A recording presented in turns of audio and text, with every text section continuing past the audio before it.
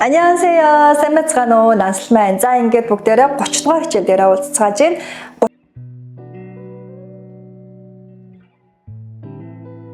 30 дугаар хичээл дээр нь багш нь гэр бүл гэсэн сэдвийг авчирсан байгаа. За, гэр бүл гэсэн сэдвүүдээр бүгдээрээ нэлээд олон юм ярих гэж бодсон. Яагаад тэгэхээр хүний нутагт яваад очихоор танилцуулах хэрэгтэй болдог шүү дээ. Янз янзын байдлаар найстай ч юм уу хин нэг нь тийм үү. За, тэгээд тэр тохиолдлуудыг багш нь авчирсан байгаа. За, үүн дээр бас давхар багш нь өнгөрсөн цаг, одоо цаг гэд бүх юмаа үзсэн байгаа тийм ээ.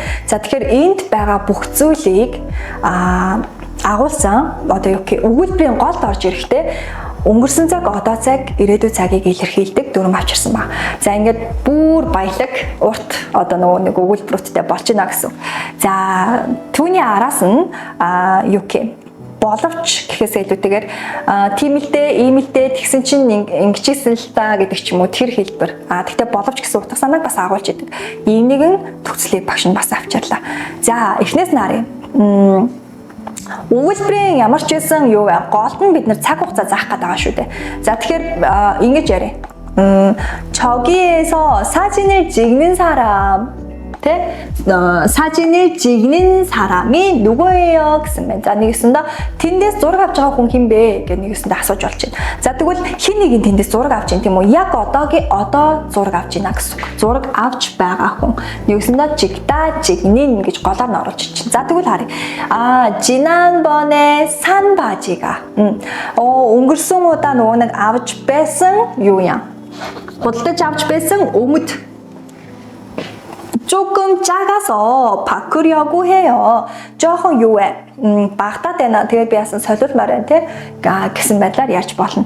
Авсан гэж яасан. Аль хэзээний тэн дээр би оруулаад ирсэн байгааг та бүхэн ажиглаж байна тийм үү? За түүний араас нарыг да.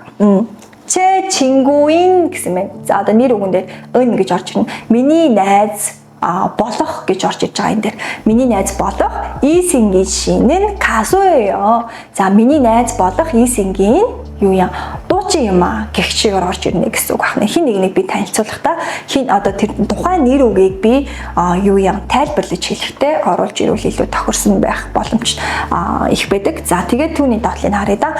방학 동안 여행할 장소. За нэг ясандаа би 방학 동안 여행할 장소 гэдэг чинь хийх аялал хийх байгаас хийх газар гэж орж ирж байна гэсэн. 장소를 생각해 보세요. бодоод үзээрэй гэсэн байна тийм үү.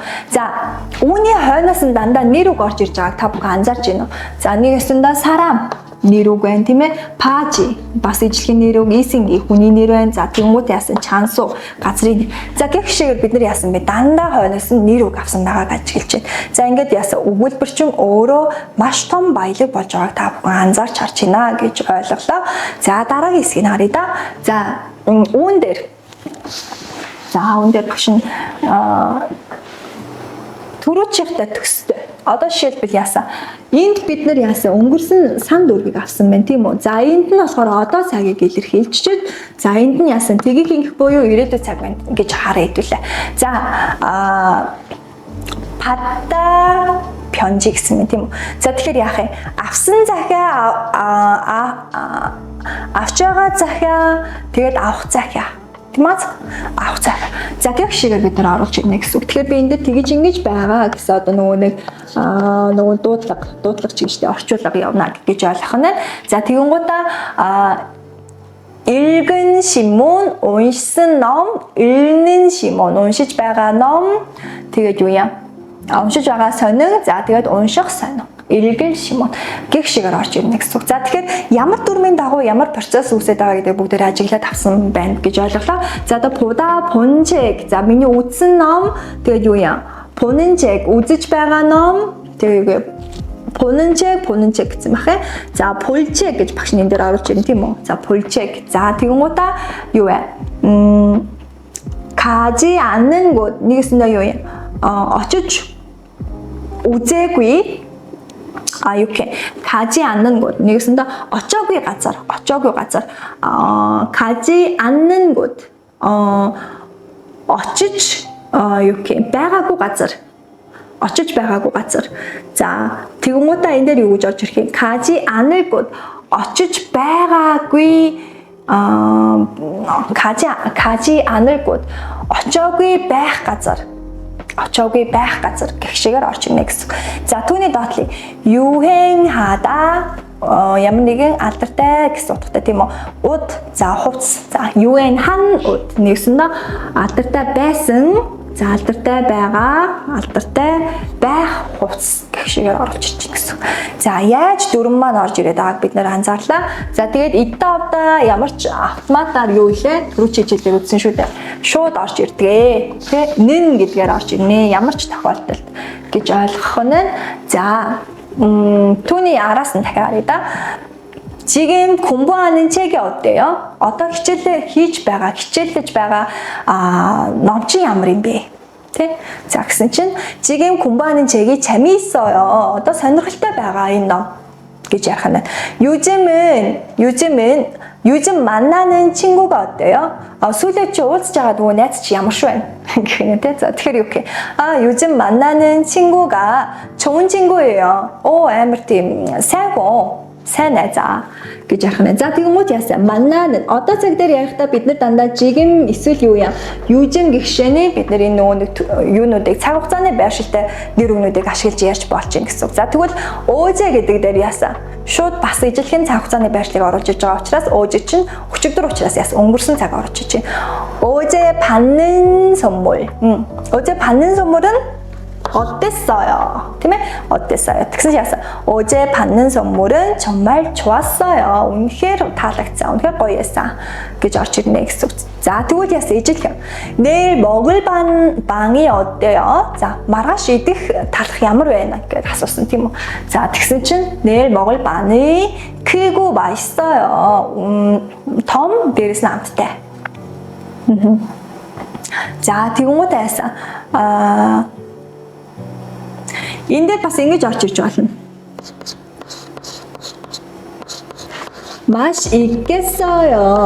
맛있겠어요. яагаад вэ? таамаг маргааш идэх байгаа учраас энийг идэг байгаа. Гэхдээ хараад байгаа байхгүй юу? Энийг маргааш идэн. Гэхдээ том гэхдээ амар амттай харагдчихэв гэж бас ярьж авах гэдэг. За тэрийг хэлж байгаа гэсэн. За 다음 주에 볼 시험이 어때요? За дараа 7 хоногт өгч байгаа шалгалт чи ямар вэ? 다음 주에 볼 시험이 어려울 거예요. нэгсэндээ амар хүнд байх байха тийм ээ 어려울 거예요. хүнд байх болно. За тэгсэн чинь доотлынхаа харъя да. 산이 어때요? 산. уул тийм үү? уул нь ямар гэсэн чинь 제 집은 산이 아름다운 곳이에요. За нэгэсэндээ энэ дээр ингэсэн байна. Уул нь ямар вэ гэх нэг хүнээс асуух. За тэр хүн баг ингээд уулын төмөр шиг уулан дээр амьдардаг хүн бэ.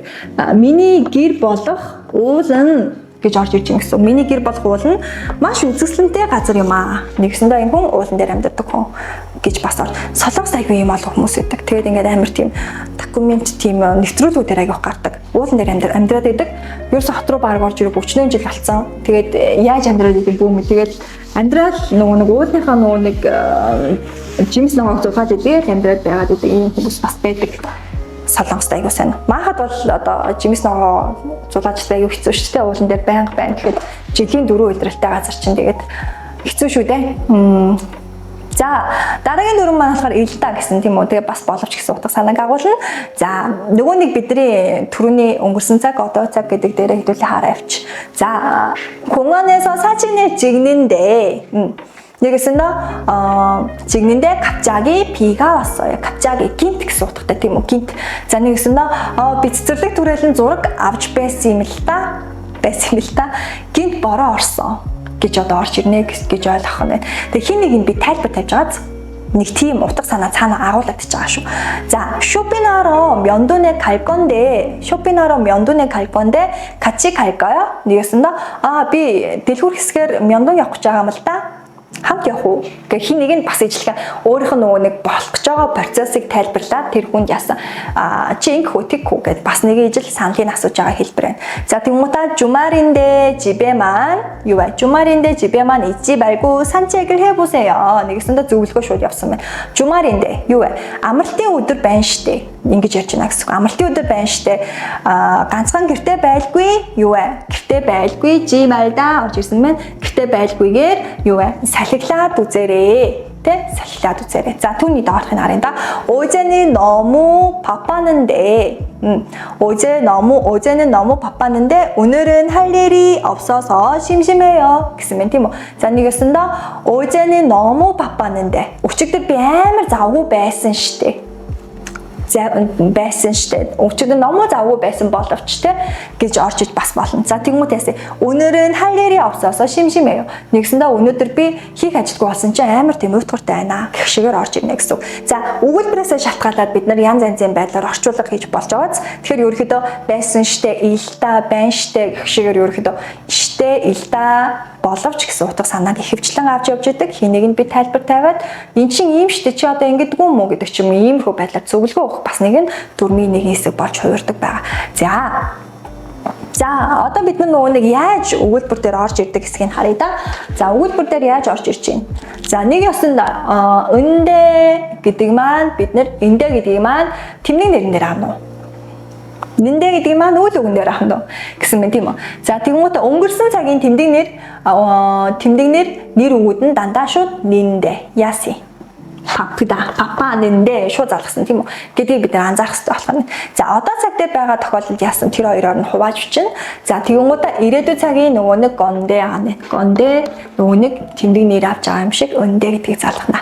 За залгуур ойлгомжтой тийм үү. Залгуур ойлгомжтой учраас багш нь хүсдэг дагаад ирсэн байна. За макида бүглэрх гэсэн утгатай үг тийм үү.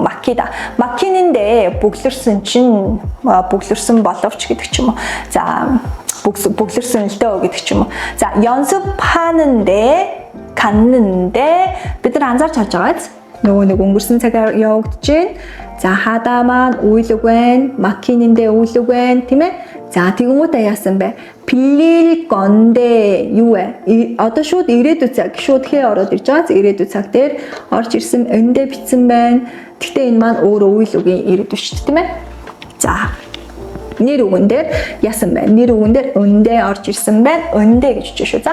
За тэгээд 춥다, 추운데. За нэг ясандаа би юу вэ? Тэмдэг нэрэн дээр дандаа өндэ бичихтэй бас хувиргалууд санах нь байна.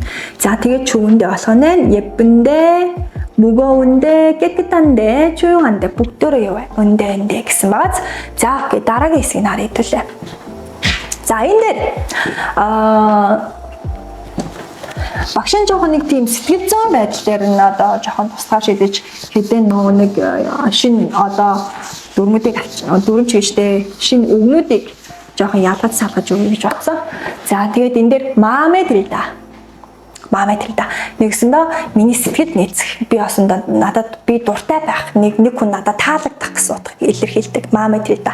За нөгөөтгөр нь юу вэ гэхээр маами 넓다. Би одоо ингээд маш өөжөө сэтгэлтэй гэж бас орчуулж байгаа. Хүний дандаа сэтгэл дээр ярьсан маам гэдэг маань өөрөө сэтгэл гэсэн утгатай үг. Маами тататада. Миний тэр хүний сэтгэл амар тийм халуун дулаан гэсэн утга санаа явна. За тэгмүүдээ маами матта нэгсэндээ тэр хүнтэй би юу вэ? Ижил төстэй зүйл боддог. Би тэрийг сэтгэл нийцэх гэсэн утгатай. За тэгмүүдээ маам을 정하다 би сэтгэлээ илчлэх гэсэн утгаар бас орж ирдэг гэж ойлгож болох юм байна. За тэгвэл ямар үгтэй холбогдох нь хэдүүлээ харъя да. 좋아하다 би дуртай сайн. Юу вэ? 마음에 들다. би надад таалагддаг гэсэн юм ч тийм үү. За тэгмүүдэн 두 사람의 생각이 비슷하다. Энэ хоёр хүний хоорондох бодол нь ижилхэн. Аль вэ? 생각이 비슷하다. 마음이 맞다. тийм ээ. За тэгвэл 착하다. нэгэсэндээ би ингээд амар тийм 착하다. тийм сайхан сэтгэлтэй. За юу вэ? 마음이 따뜻하다 гэж орж ирнэ. За тэгвэл 감사 인사를 하다. 감사 인사. За 감사 인사 гэдэг маань баярлсан сэтгэлийг илэрхийлэх гэсэн утгатай. Тэгвэл юу вэ? Би сэтгэлээ илчлэх гэсэн утгаар орж ирж штэ. 마음을 정하다 гэдэг утгаар орж ирнэ гэсэн үг. За тэгээд 잘 이해해 주다. нэгэсэндээ би маш сайн ойлгодог. За юу яах вэ? нэгэсэндээ би өөжөө сэтгэлтэй хүн байж маш сайн ойлгоно шүү дээ. За гэх шигээр орж иж болж байгааз. За бүгдээрээ энийг нас давхар харах хэрэгтэй байх нэ. За эгээ서 гэдэг бас нэг юм дүрэн байна. эгээс. За үүн дээр нөгөө нэг г гэдэг нөхцөл чинь мэдээж орж ирж байгаа. За г гэдэг маань шинхэн одоо нөхцөл гэж ойлгох нь. За бид нэр өмнө нь нөгөө нэг үздсэн байгаа шүү дээ тийм. 개서는 태 хүндэтгэлийн хэлбэр. Үнэ үү?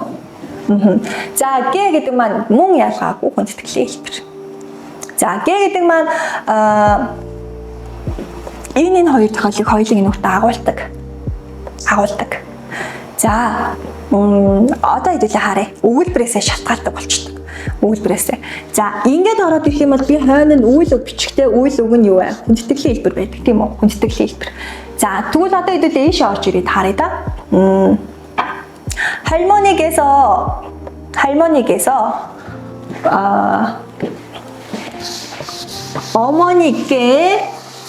어머니께 선물을 받으셨다. 임에게만 에제스 билег авсан. За хойноос нэгэсэндээ нөгөө нэг юу орж иж чинь тийм үү хүндэтгэлийн хэлбэр орж иж чинь нэр үгэндээ. За тэгвэл 할아버지께서 아버지께서 선물을 주셨다. 주십니다.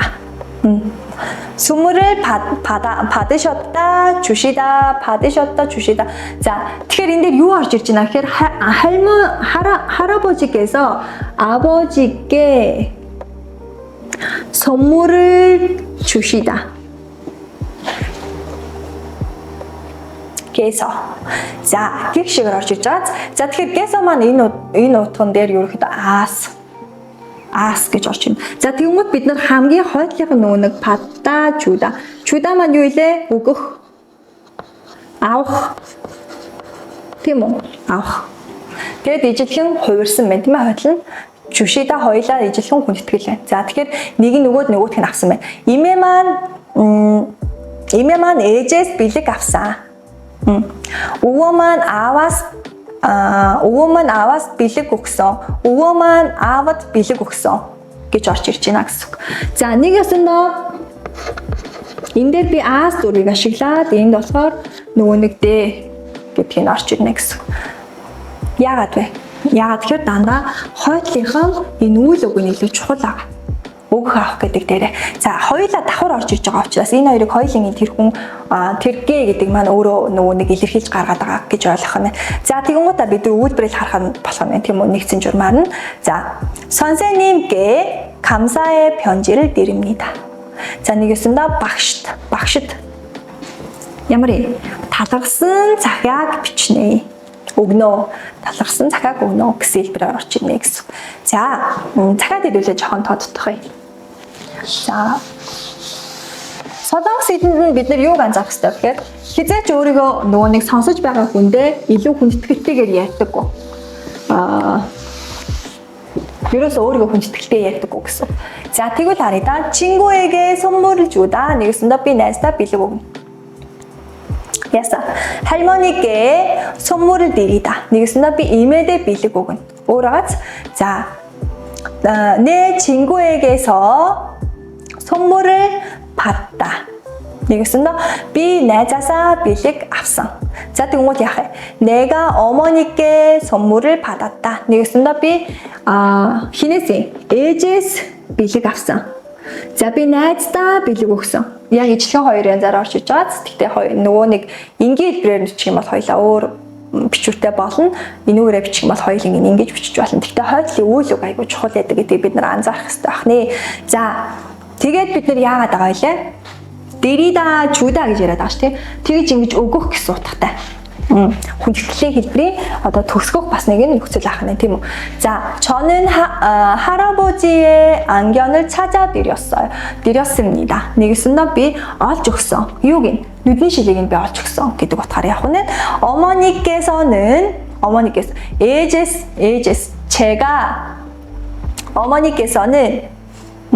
제가 자기 전에 책을 읽어주셨다. 희웅 씨. За энэ дээр хоёр хүн байгаад байгаа. Энд нэг хүн байна. 제가 би унтахын өмнө номыг уншиж өгсөн. 주셨다. 힌트. 어머니께서는 гэхээр 엄마는. тэгэхээр энэ дээр яг үж орж иж байгаа. 어머니께서는 гэдэг дүрммаань 은 гэдэг утга санааг агуулдаг шүү дээ. өмнөх дээрээ. Тэгээ 제가 чи юу вэ? 제가. Минийх гэсэн үг шүү дээ. Минийх би гэсэн утга санааг илэрхийлдэг. Тэгэхээр 제가 гэдэг чинь би гэсэн утга санаагаар энэ дээр орж ийн гэсэн. За тэгэхээр яг уу 어머니께서는 제가 aged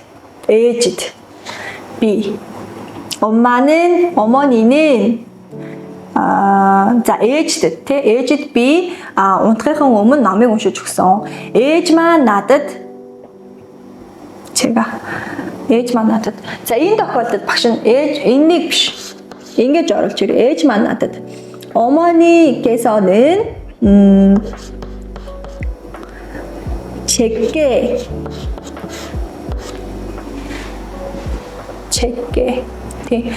гэх юм бол надад гэсэн утгаар орж ирнэ гэсэн. 제가 ээж маань надад энэ номыг уншиж өгсөн гэж орж ирэх нь тий. За 선생님께서 우리에게 한국 문화를 설명해 주셨다. За нэг ёсондоо багш маань биднэрт Солонгосын соёлыг тайлбарлаж өгсөн гэдэг утгаар орж ирнэ гэсэн. За окей юу энэ хүртэл. За окей бол багш нь дараагийн хэсэг рүү орж ирээ. За дараагийн хэсэг энэ дээр болохоор багш нь ерөнхийдөө юу яахыг хүссэн гэхээр за биднэрт нөгөө нэг хэсэгчээ бас нөгөө шинэ үгийг бид нэр хувиргаад байсан шүү дээ тий. Үйл үг рүү яаж оруулж ирээд байсан мэлээ энэ тэрэгээд байгаа тийм үү. За тэрэн дээр багш нь үрий гэдэг үрий. Энгийн хэлбэр. За урд нь байгаанууд нь дандаа энгийн хэлбэр байгаа. За хойно байгаа нь дандаа хүндтгэлийн хэлбэр гэж ойлгох болох нь. За тэгэхээр үрий гэдэг нь чой. Автоматар болоод будда 여줍다, 여주다 хоёр янзаар орж ирээд 데리고 가다 нэгсэндээ дагуулад явах. Би хин нэг жоохон дүүгээ. Би. За надаас жоохон энэ дүүг би яах вэ? Дагуулж явах гэсэн утга санаагаар орж ирнэ. За тэгвэл би ингээд имээгээ дагуулж явах болъё. Одоо ингийн гэ тааштай тий манай имээ. За тэгвэл имээгээ би дагуулж явах болох юм бол яах вэ? Мөшийгөө болно гэсэн автоматар. За тэрүүгээр маннада гэдэг маань пепта бид нар мэдэн шүү дээ. Бүр хамгийн ихнээс 처음 뵙겠습니다 гэж яриадсан тийм. За тэр чинь байна.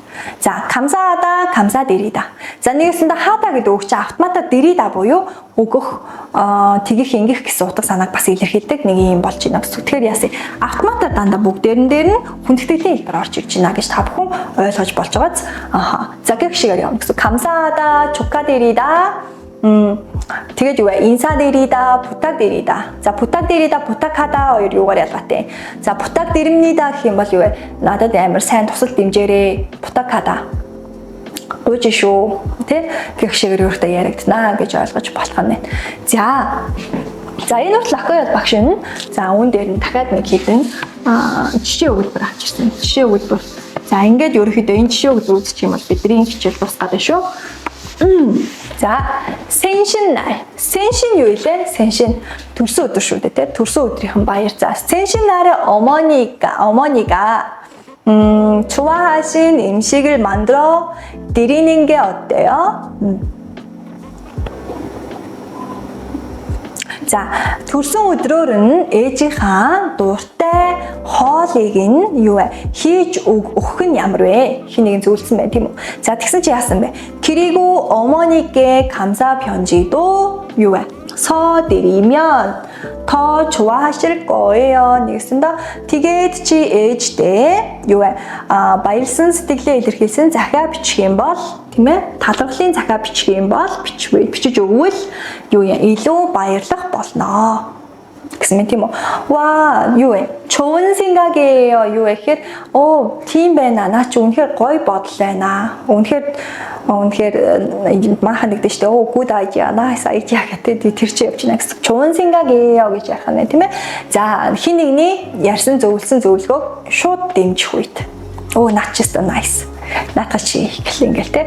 За тэр үед ерөөхдөө 좋은 생각이에요 гэж ярих нэ гэсэн. За багшийнхан бэлдсэн хичээлүүд ерөөхдөө энэ хүртэл байна гэж та бүхэн ойлгож болох нь. За тэгээд юу вэ? 있는게 어때요 гэдэг дүрэн маань 있는 것이 어때요 төстэй байх нь тийм ээ. За тэгэхээр тэгвэл ингэвэл ямар вэ? Техник нь ямар вэ гэдэг утгаар орж ирнэ гэж ойлгох нь. За ингээд багш нь за level 1-ийн хамгийн сүүлийн хичээл буюу 30 дугаар хичээлийг ингээд дуусгаж байна. За ингээд та бүхэн 30 дугаар хичээл хүртлээр энэ хүртлээр намайг харж байгаа бол баяр хүргэе. Яа тэгэхээр юу илээ 30 дугаар хичээл маань хамгийн төгсгөлийн хичээл байлаа. Тэгэхээр энэ хичээлээ бүгднийг өөрийн болгож аваад тэгээд дахин үзээд тийм ээ бүгднийг өөрийн болгоод өөрөө тэгээд яг ярьдаг яг хэрэгжүүлж чаддаг, биелжүүлдэг тийм байх юм бол анхан шат бол мултрахад амархан гэдэг та бүхэн харсан бах. За ингээд багштайгаа хамтдаа энэ хүртэл ингээд 30 дээрээс нь авиа зууны 3 хичээлтэй тийм ээ. За ингээд бүх хичээлээрээ хамтдаа байсанд маш их баярлалаа. За ингээд юу вэ? Дараагийнхаа level дээр бүгдээрээ уулзцгаая. За баярлалаа. За тэгээд амжилт хүсье. За тэгээд баяр хүргэе.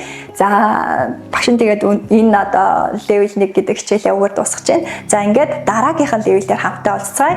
Дараагийн level дээр нь багш нь агсан анхан шатны level 2 гэдэг хичээлийг орно. За агсан анхан шат буюу бид нар яг ингээд бүр тэр чигээр нь анхан шатнаас мултарч бол гараагүй бүр нөгөө нэг one чубу буюу бүр юу ч мэдэхгүй байгаа үеэс бол багш нь мулталж байгаа. Тэгээд тодорхой хэмжээнд бид нар бүр маш чөлөөтэйгээр өөрсдөө илэрхийлэх боломжтой болсон байна. За ингээд та бүхэн миний хичээлийг үзсэн бол нэг 1500-аас юуки нэг 3000 хоорондох үгтэй болсон байгаа гэж багш нь найдаж байна. За ингээд 3000 үгтэйгээ багштай level 2 дээр уулзцгаая. За ингээд түр баяртай. Аньян.